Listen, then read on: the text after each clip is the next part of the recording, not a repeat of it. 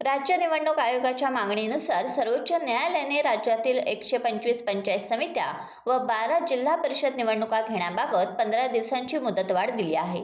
त्यामुळे आता 15 फेब्रुवारी 2026 पूर्वी जिल्हा परिषद निवडणुका होणार आहेत अशा पद्धतीचे निर्देश न्यायालयाने निवडणूक आयोगाला दिले आहेत। राज्य निवडणूक आयोगाने न्यायालयाकडे वेळेची मागणी केली होती।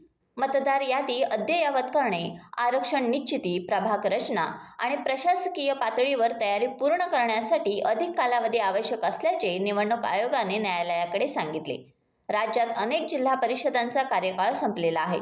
प्रशासकांच्या माध्यमातून कारभार सुरू आहे। यापूर्वी सर्वोच्च न्यायालयाने निवडणूक आयोगाला 31 जानेवारी 2026 पर्यंत निवडणूक प्रक्रिया पूर्ण करण्याचे आदेश दिले होते। मात्र राज्यातील 12 जिल्हा परिषद व 125 पंचायत समित्यांमध्ये 50% आरक्षण आहे, तर इतर 20 जिल्हा परिषद आणि पंचायत समितीत 50% आरक्षण मर्यादा ओलांडली गेली असल्याने त्याविषयी 21 तारखेला सुनावणीची शक्यता आहे। निवडणुकीची सर्व पूर्वतयारी पूर्ण करून वेळापत्रक सादर करण्याचे निर्देश आयोगाला देण्यात आले। त्यामुळे सध्या जाहीर होण्याच्या तयारीत असलेल्या जिल्हा परिषद व पंचायत समिती निवडणुका पुढे ढकलल्या गेल्या आहेत। त्यामुळे राजकीय हालचालींना वेग आलाय।